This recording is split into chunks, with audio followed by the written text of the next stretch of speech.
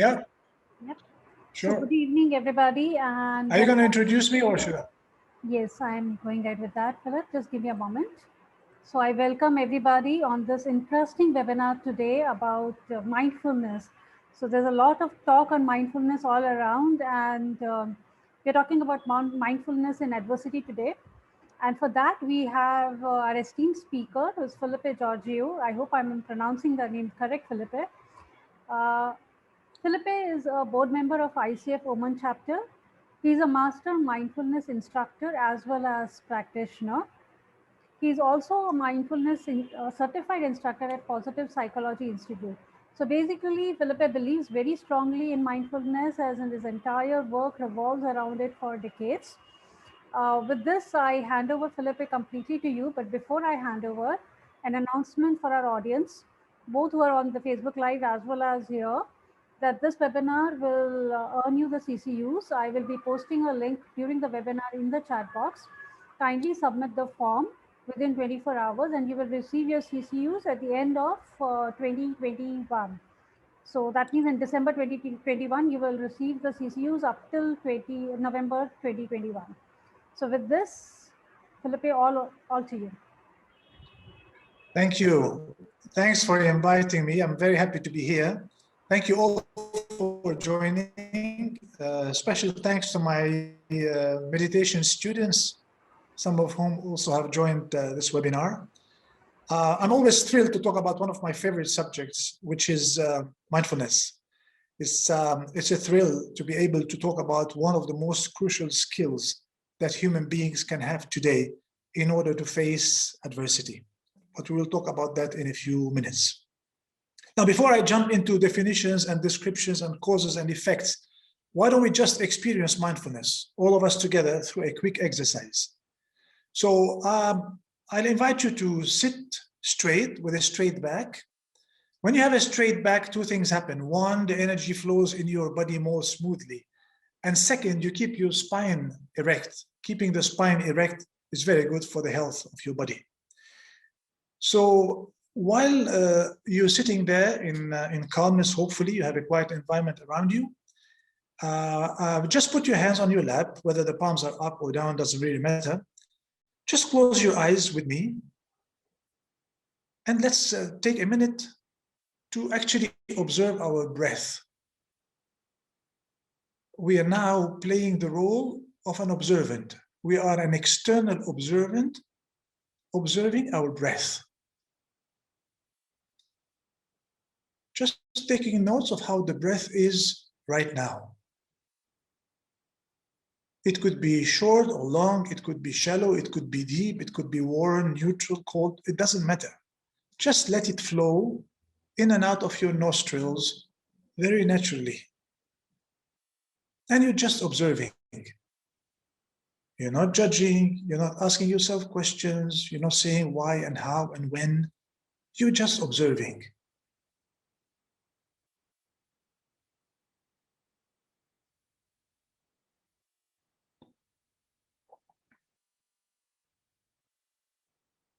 And now let's take our focus onto our physical body, from the top of our head down to the tips of our toes.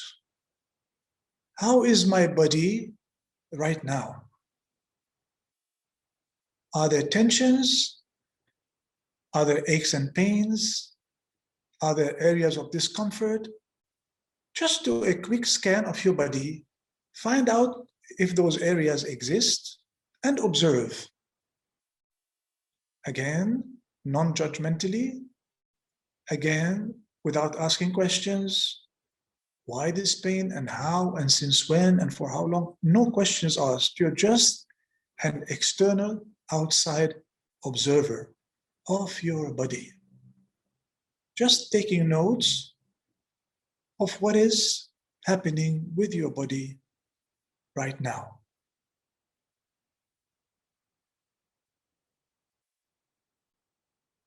Let's take one more step and move to our emotions. Asking ourselves the question, how am I feeling right now? Observe the feeling. Am I happy? I am content? Am I satisfied? Or am I angry? Am I disappointed? Am I sad? I am disillusioned. I'm skeptical. I'm resentful. What is it that I'm feeling right now? Again, we're noting, we're not criticizing, we're not asking questions, we're just observing.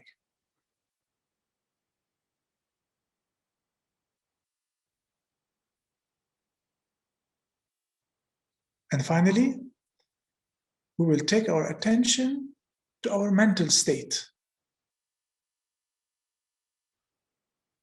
What am I thinking right now? Am I focused on this exercise? Am I drifting away? Is my mind taking me somewhere else? Am I optimistic? Am I pessimistic? How do I see the future? Am I drifting back into the past with memories, maybe with regrets, with fear, with shame, or good memories? Or am I jumping into the future with anticipation, with expectations? What's going to happen? Again, no judgment is needed. We're observing neutrally from an outside perspective. What is my mind about right now?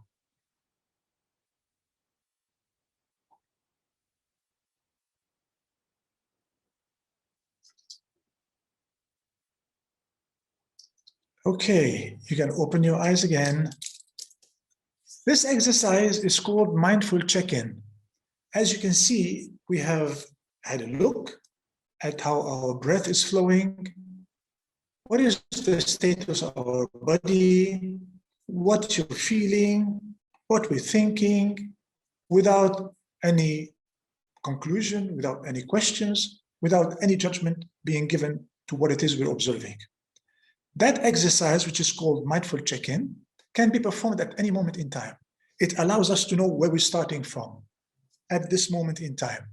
If we're starting something, if we're jumping into something else, if we're beginning an activity, we know where we're starting. We know the status of our body.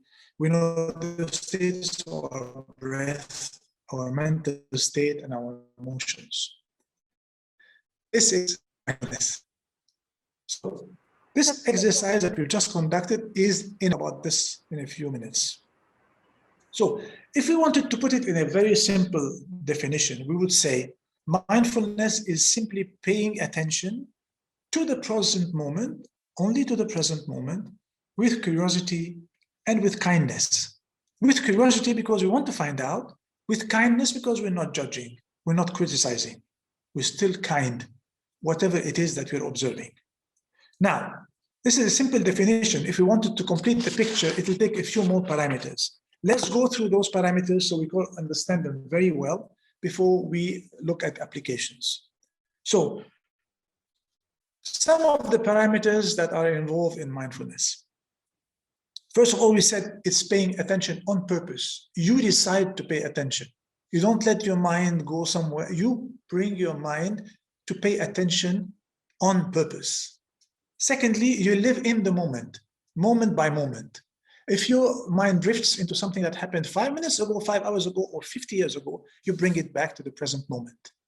If your mind drifts to the future and takes you into expectations, planning for the future, worries about what might happen, you bring it back to the present moment. So it is in a nutshell, it is living in the moment, moment by moment.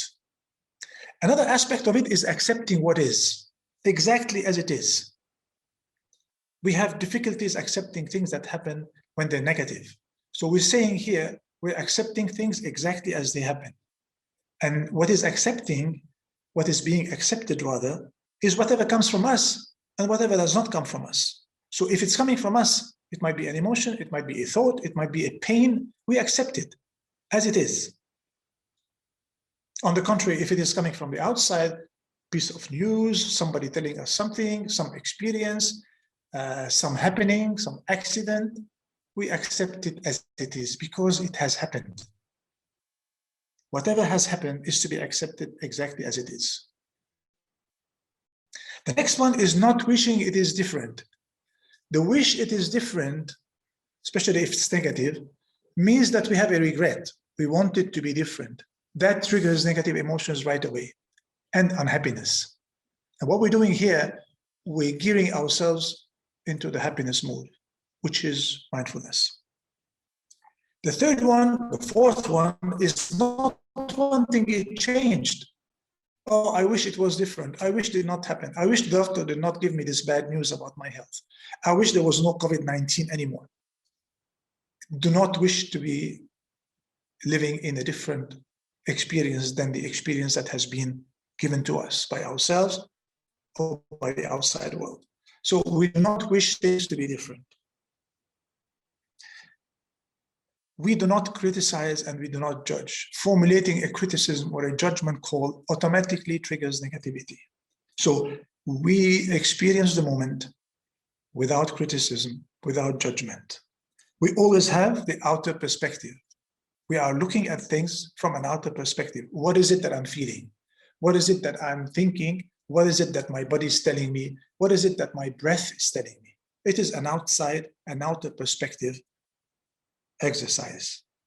And then, because now we've established a wise relationship with the experience, a wise relationship with whatever has happened, we can decide on an action to take. The action that we will take will be based on a wise decision, not on the stir of the moment, not on the stirring up of our emotions, not because we are thinking negatively at that moment in time, because we have looked at things objectively, because we have accepted things as they are, because we did not wish they were different, because we did not want them changed, because we did not criticize, and because we did not judge. We have a wise relationship with the experience that just happened. And that will allow us to take the proper action. And the action that we'll take, if we decide to take an action, because we might decide not to take an action. If we decide to take an action, that action will be wise, because the look that we have at the experience is a wise look. The interface that we're having with the experience is a wise interface. So in a nutshell, all these are various aspects of mindfulness. The criteria of mindfulness do not have to be happening every single minute by making a checklist and saying, have I wished it was changed? Have I looked at it differently? Have I criticized? Once this skill is practiced, it becomes automatic. You become a mindful person, which means that everything that happens around you, an accident in the street or bad news on TV, you know that you're going to take this in you without judgment, without criticism, exactly as it is, and then wisely decide whether you should do something about it or not. And this happens moment by moment. The more you're skilled at it, the more you practice, and the more you're able to react wisely by experience, every single experience that happens to you.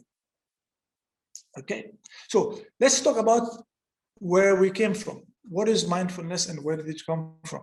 Mindfulness is a skill that was developed about 2,500, 2,600 years by the first Buddhists that have followed the Buddha at the time. And then little by little, they developed this into a practice that they used in their own meditation. So it became mindful meditation. And then in the middle of last century, like in the 1940s and the 1950s, several Western scientists, doctors, specialists, took that practice from the East and brought it into the Western world. They took away the religious connotation. It became scientifically based, scientifically validated, scientifically researched, as things are today. So mindfulness today is the growing trend in clinical psychology.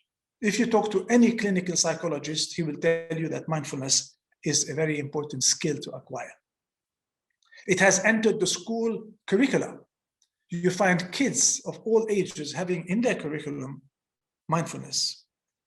It is extensively taught in colleges and universities. You can actually graduate with a master's degree in mindfulness, and it takes you 2 years to do that. And I'm giving you the gist of it in just 1 hour.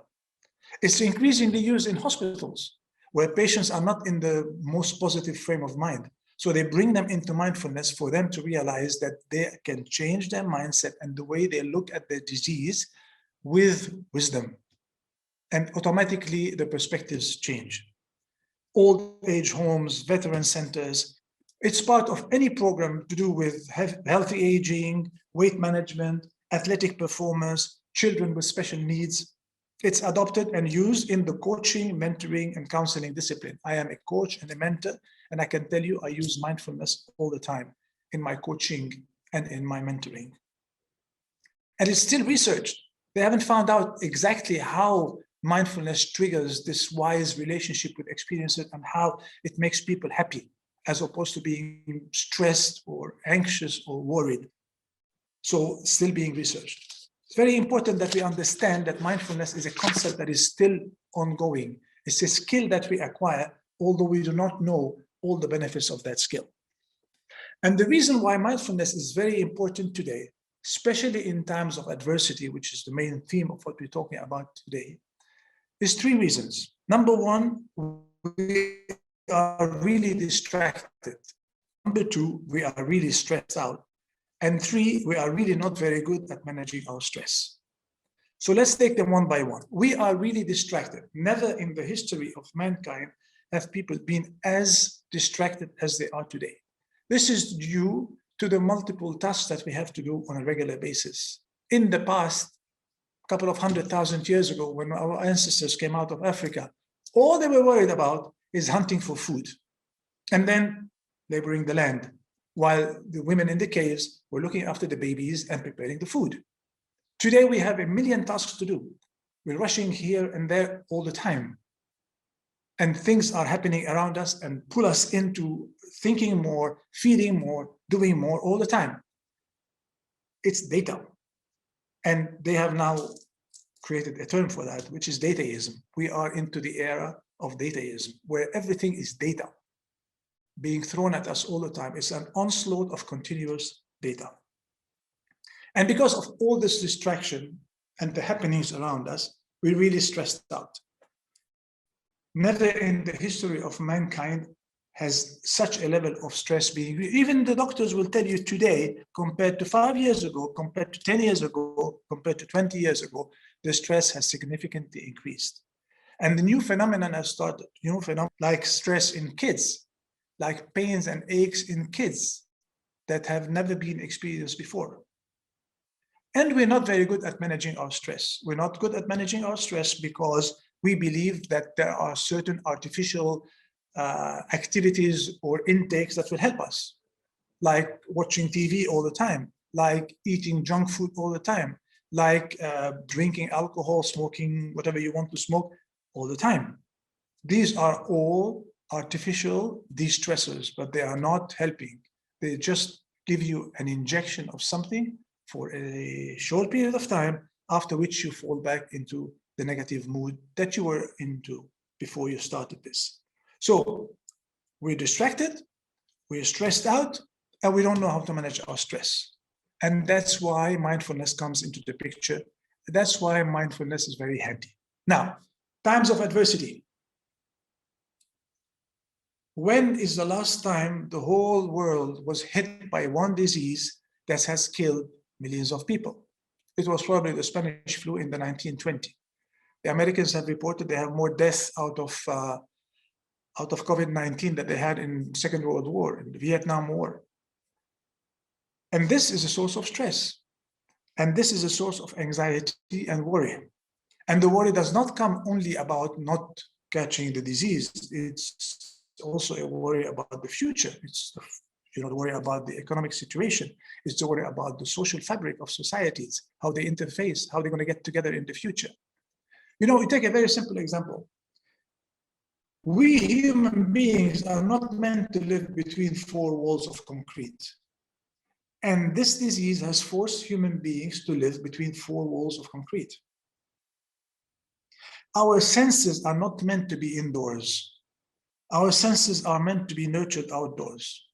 And that's why today, doctors will report that they have more cases of myopia and kids unable to see from a distance because they've spent so much time between four walls, watching screens, rather than being out in nature, smelling, hearing, watching the world around them. So these are times of adversity where a skill like mindfulness is not needed. It is crucial for us to turn ourselves into happy people. Clinical tests performed by psychologists with all these wires on the brain, have shown that every single time a person is focusing on what they're doing in the present moment without judgment, looking at things positively and reacting to them with wisdom, they were much happier people than those who didn't. The problem is we live on autopilot.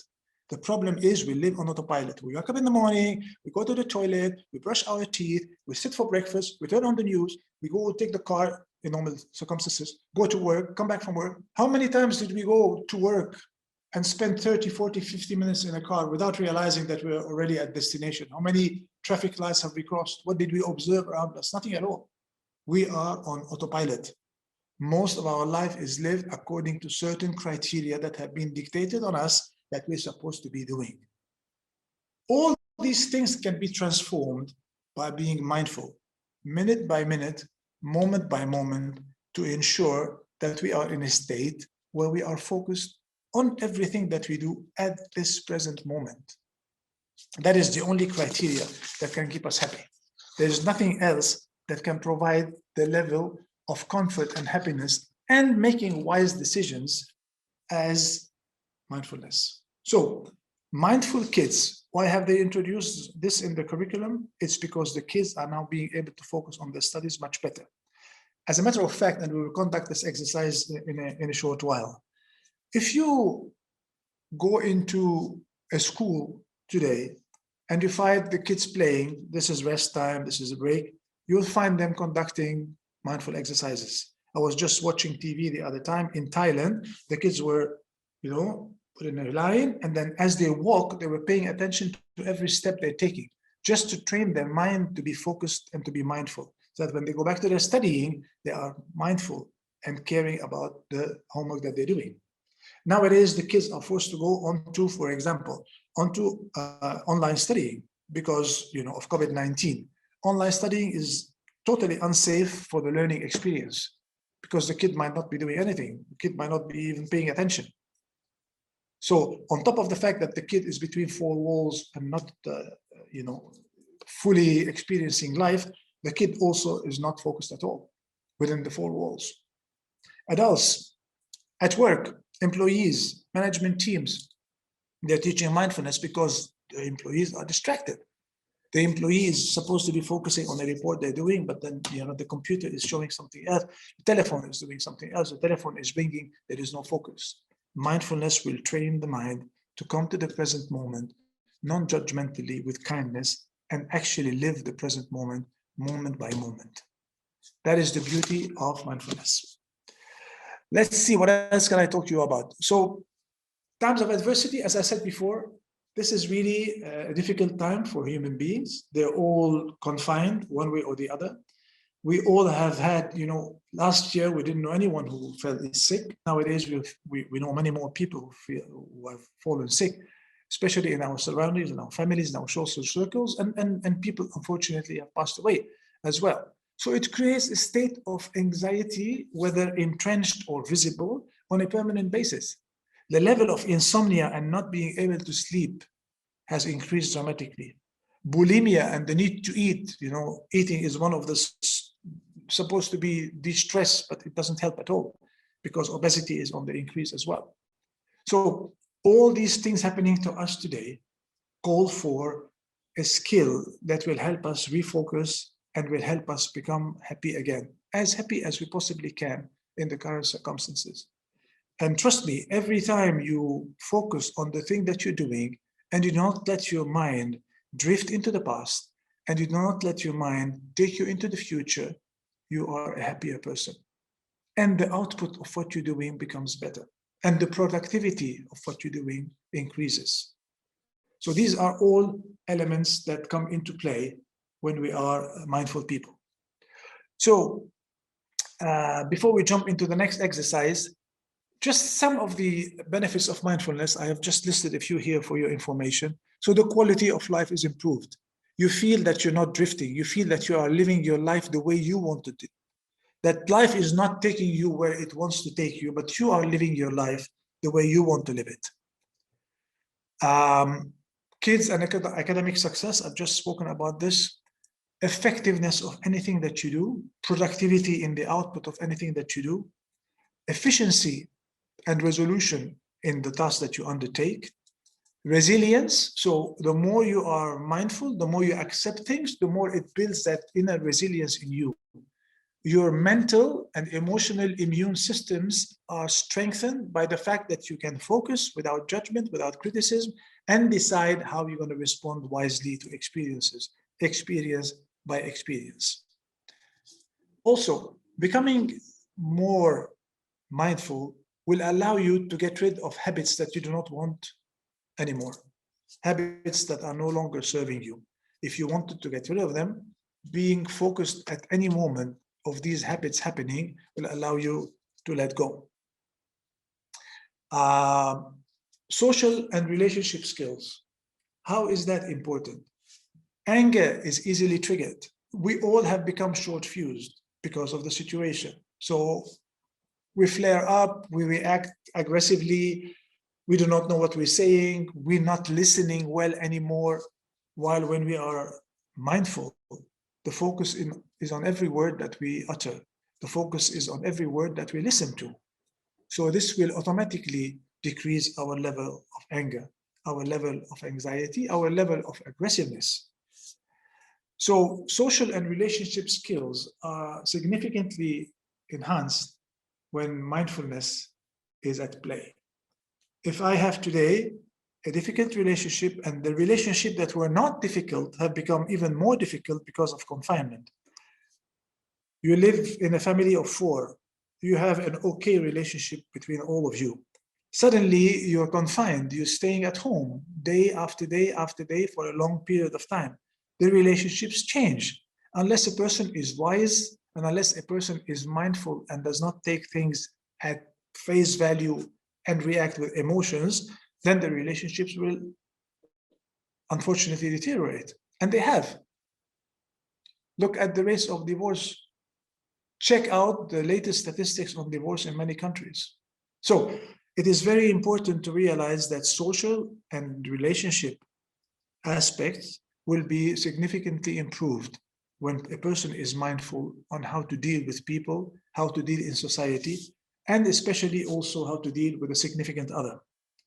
Husband and wife, boyfriend and girlfriend, families, sisters, brothers, uncles, aunties, fathers, mothers. So that social and relationship aspect has a direct positive impact on aggressiveness. So we're no longer angry. We take things as they happen. We might feel that we're not happy with whatever has happened, but if we take it as it is and we decide wisely, either it is under our control and we'll do something about it, or it is not under our control, and whatever we think, feel, be anxious about, be stressed out about, is not going to help because it is outside our control. So just again, one more time, being able to pay attention on purpose, moment by moment, to every experience that we have, mindfully, without judging, without criticizing, without wanting it changed, without regretting anything. And then, if it is within our control and we can do something about it to make it better, we will, wisely. And if it's not something that is under our control and we can do nothing about it, then we don't do anything about it. But we still accept it wisely. Okay? Now, we started this session by doing an exercise on inner mindfulness. Let's do now an exercise on outer mindfulness. An exercise on outer mindfulness means we're going to activate our senses mindfully. You can drive your car across a long street, and then at the end of the street, I will stop you and say, how many names of shops do you remember? Right? How many times have you picked up the phone to do something, and because on the phone there was a message or there was something that is pulling you, triggering you to do something, then you forget what you took the telephone to do. These things happen all the time.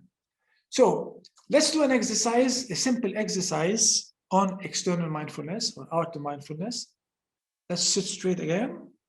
The spine is erect. Our eyes are closed.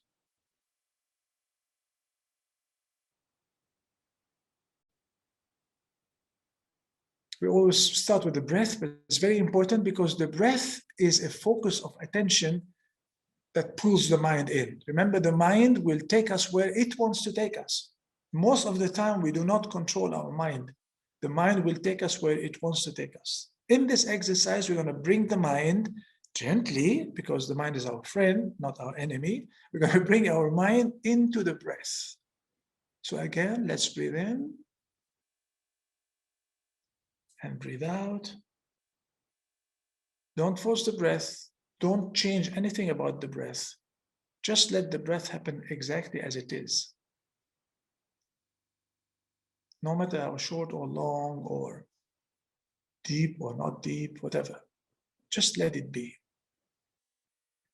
So a good way is to take the focus to your nostrils and then feel the breath coming into your nostrils and coming out of your nostrils. It's coming in and it's coming out. Let's observe. Is it warm? Is it cold? Is it neutral? Does it fill our lungs? How is the movement of our belly and our chest when they're filled with fresh air, fresh energy? And then when we let go of the carbon dioxide that our body no longer needs, how does it feel? We're just observing. So we observe the breath gently, kindly, with curiosity, without asking any questions. And now, keeping our eyes closed, let's activate our hearing. Let's just pay attention to nothing else but hearing. Whatever it is that we are hearing now. Is it a car in the street? Is it birds on trees, hopefully? Is it somebody in the distance saying something? Is it the humming of the refrigerator? Whatever it is, let's just listen. Only pay attention to what we're hearing.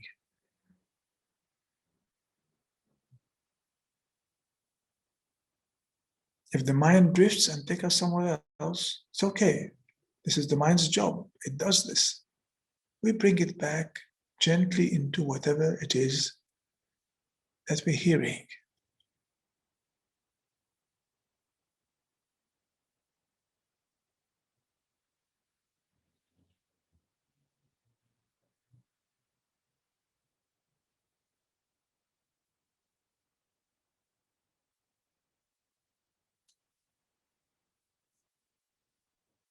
Gently now, let's open our eyes. Open your eyes. Look in front of you. Whatever it is that you're seeing, just focus on whatever you're seeing. If you're looking at me on the screen, just look at me. I am now entirely focused on my eyesight, on what I'm seeing in front of me. Observe. In front of me now, for example, are yellow color curtains. So I'm looking at the curtain. I'm observing how the curtain has been worked out to be straight with those nice ripples. The color, the shade of the color, the sun is hitting some, the sun is not hitting others. Just observing whatever is in front of me. I'm not deciding anything. I'm not questioning anything. I'm not judging anything. I'm just observing. I'm looking from an outer perspective at what is in front of my eyes. Now let's move our eye to the right. What do you see? Let's observe. Whatever it is you're seeing, I see a sofa on which there are two pillows, coffee table in front of it, a mug, some newspapers. I'm just observing, looking at what I'm seeing, focusing on what I'm seeing right now.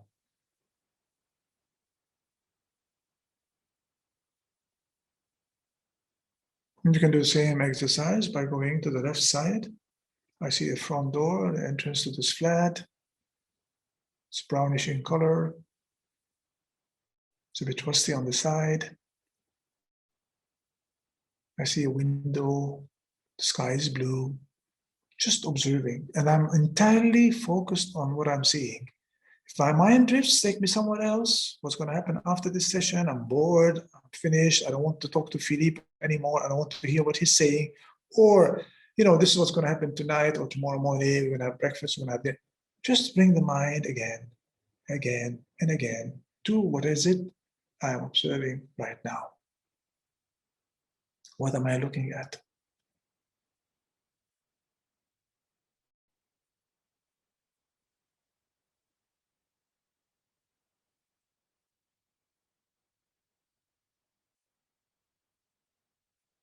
Go into details, look at what's happening, colors, shades, forms, geometry.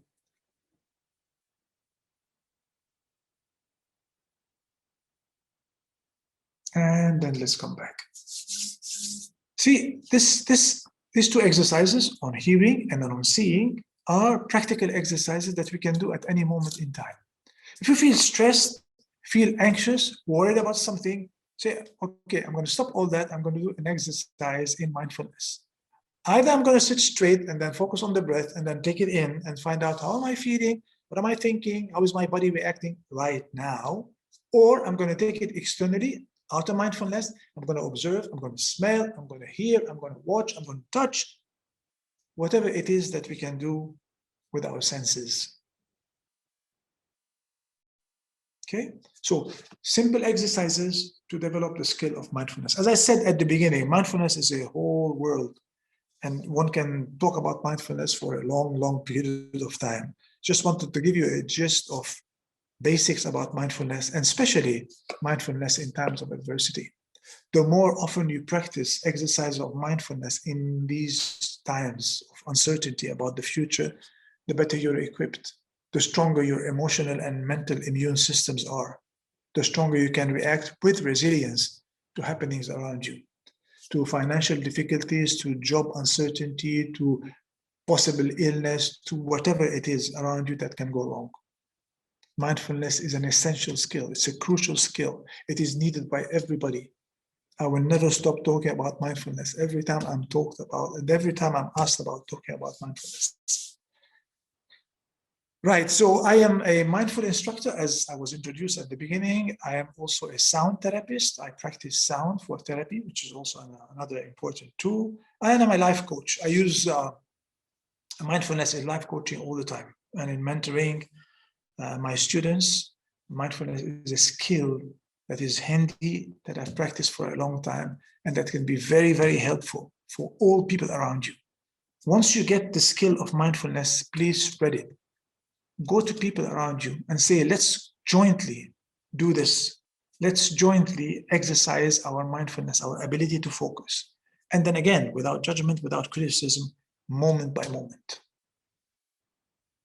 Okay? Can't hear you. Thank you so much, Philip, for a wonderful, wonderful session and lovely exercises as well. I open it to people for asking questions now. Tracy has raised her hand and I'm going to allow her to talk. Just a moment, Tracy, can you?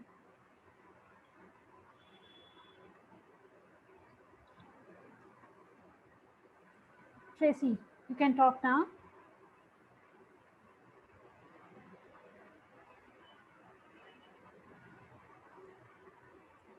Tracy, can you hear us? Okay. Oh, that was by error, she says. All right. So any questions, please do put it in the chat box or the question answer. Charles wants to talk. Yeah, Charles, go ahead.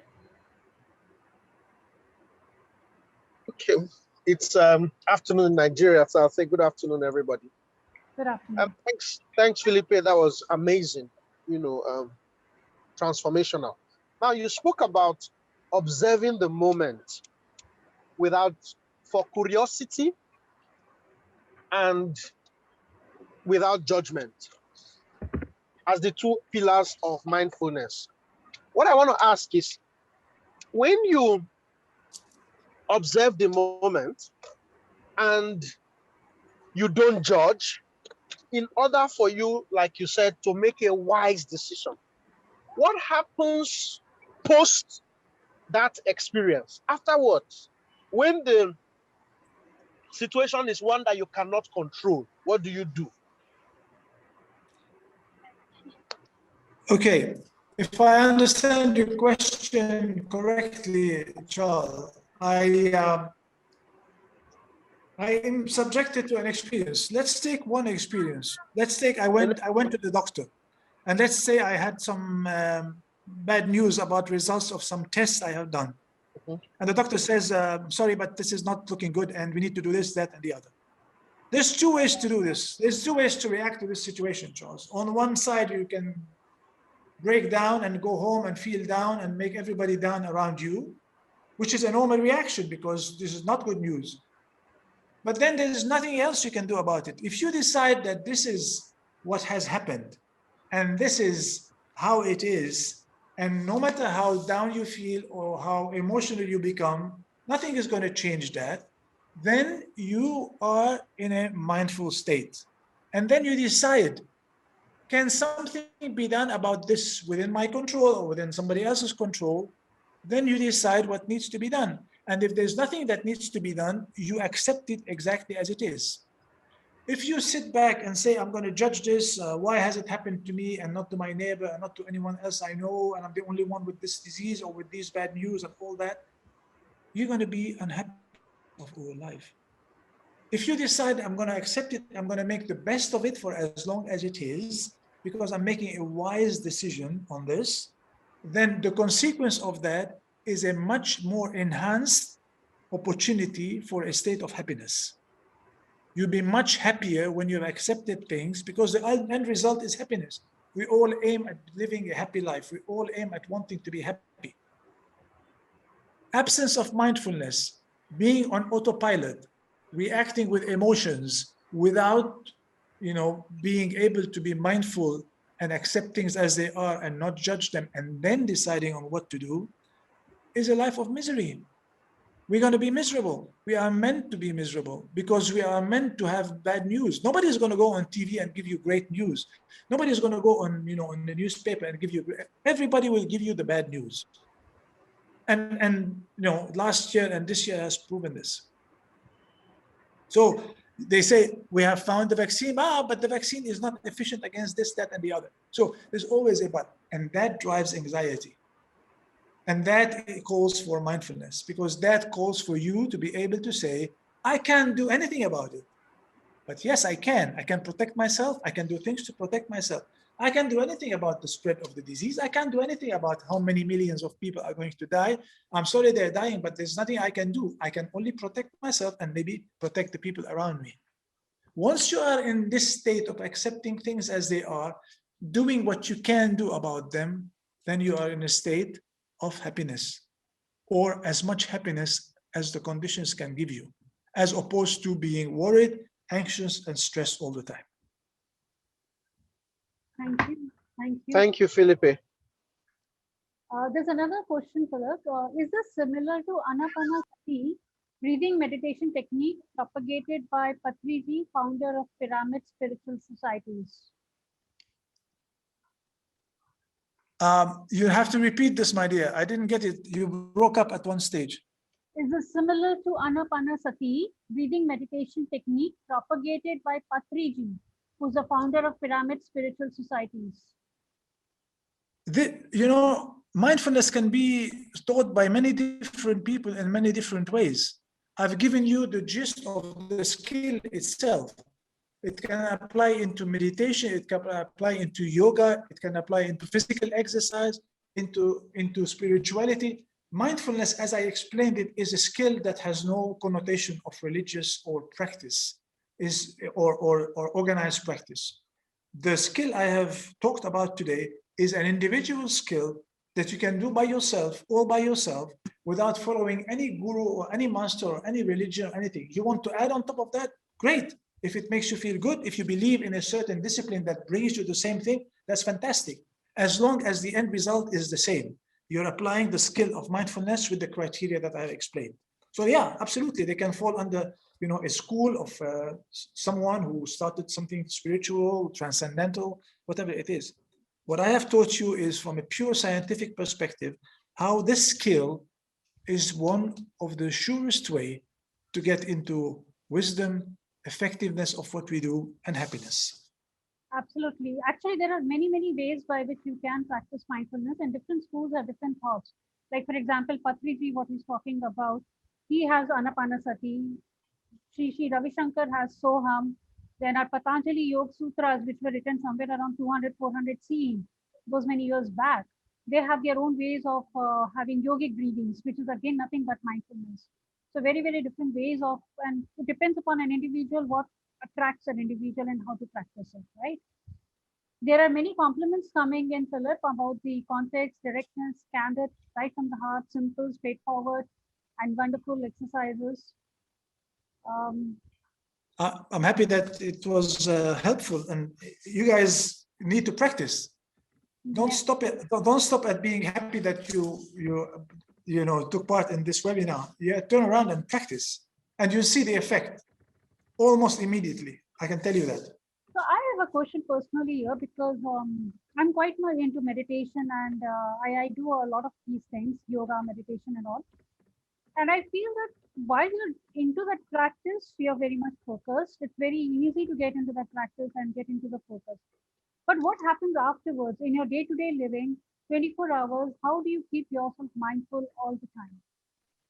That's the skill. If you have never rode a bicycle, you don't know how to ride a bicycle. When you ride a bicycle, you can ride the bicycle all the time. You can go anywhere you want on any kind of bicycle.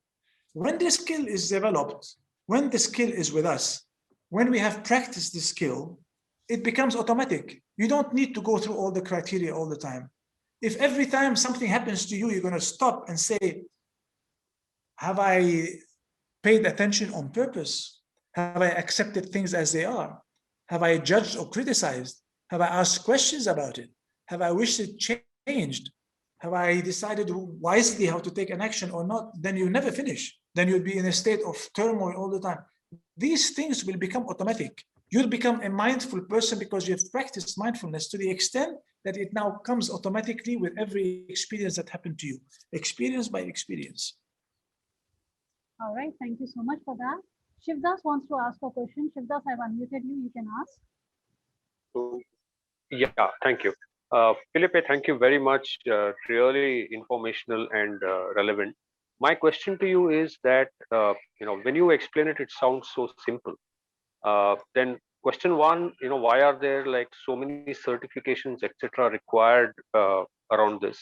And why do you think it's becoming, you go into LinkedIn, you go into YouTube, there are so many mindfulness things that are coming out. It just makes it look so complicated.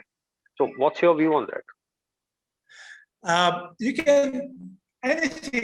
can make anything as complicated as you want or as simple as you want. You've done. It's as simple as that. Somebody can sit in front of you now and explain the theory of relativity of Albert Einstein in 5 minutes. Or you can go into the theory of relativity for days and months and years without understanding it fully. What you need to get, and I think that's the most essential thing, is mindfulness is a very simple concept. It is paying attention on purpose, moment by moment, with an attitude, the attitude of kindness and curiosity. That's all. Now, people want to teach you more things. There are more things to teach. I mean, I have a course in mindfulness that lasts several months. And we can talk about mindfulness for a long period to come, because then we go into applications, we go into consequences, we go into what could possibly happen further. But the principle, the essential is this. Practice the essential. Everything else will come automatically. If I answered a question like this earlier, if after you learn the fundamentals of mindfulness, the normal skill of mindfulness, as I explained it, you feel that there is another school that will teach you more, so be it. Go ahead. But never forget that mindfulness as such, in its simplest form, is very simple. It's a skill that you practice. But there's many add-ons. Of course there is. As I said before, you can actually graduate in mindfulness with an MBA from reputable universities in the United States and other places, I'm sure. I have purposely wanted this session to be a simple explanation on mindfulness to encourage you to practice it. So when you start practicing it and you become skilled at mindfulness, you see that things become much easier. And then if you wanted to add on, you can add on. You can study mathematics, when you're 10 at school, and then you can graduate with a PhD in very involved mathematics, quantum mechanics, anything you want. But the fundamentals are the most important. And I would recommend you not jump into anything sophisticated before you practice the simple skills of mindfulness as I explained them to you. And I wanted to add something with the permission of Coach Transformation. You can find me on LinkedIn, and you can find me on Facebook, you can find me on Instagram. Come to me, ask me any question you want. At any moment in time, I always help whoever wants to ask me about mindfulness. And my meditation students, some of whom are here, I can see their names, will tell you that I always answer any question that is asked from me. So feel free. It's my mission in life to help people feel better, feel happier, and I will surely help anyone who asks me any question. So we'll just take one more last question, Philip, which is from Ramarao. Yeah, Ramarao, I've unmuted you and you can ask the question.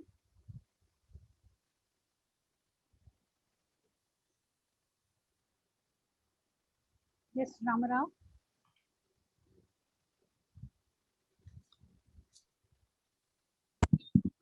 Am I audible, Aishwarya? Yes, Ramarao, you are. And Philip, it was a brilliant lecture. It was very simple, and I could enjoy the practice also.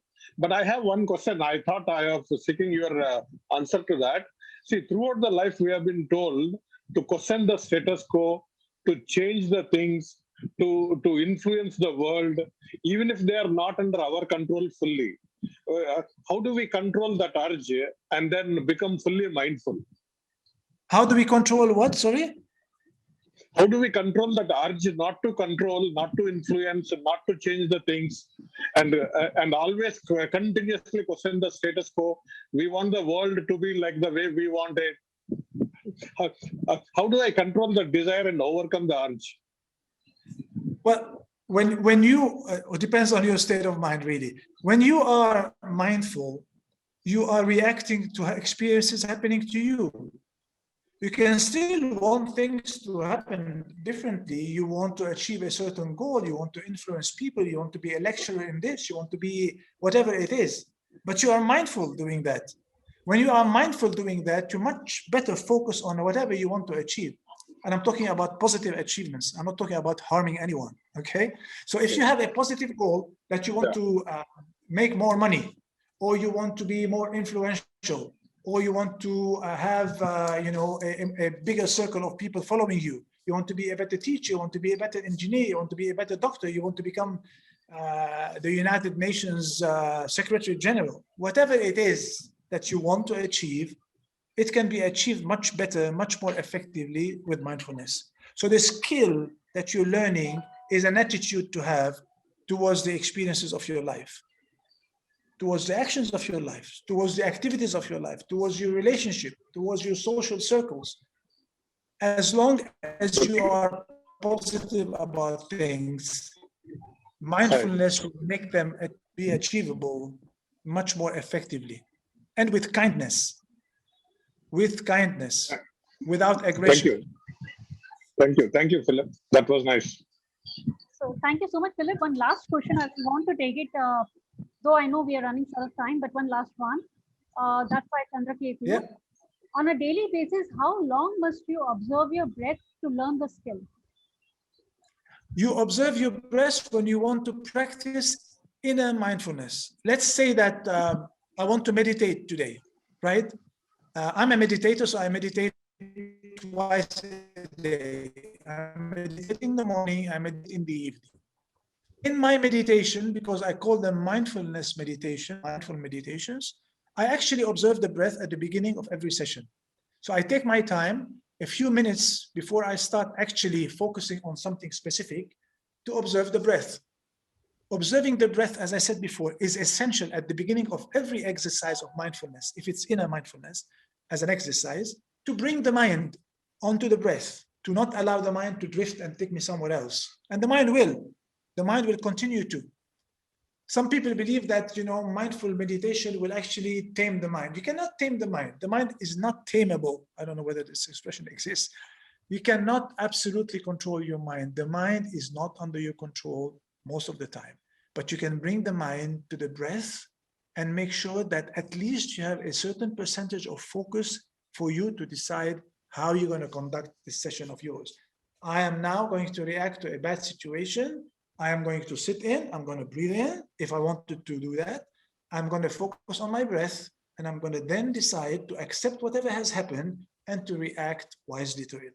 Because I'm not criticizing it, I'm not judging it, I do not want it changed, I accept it as it is, and I react to it if I wanted to react by taking an action or not taking an action.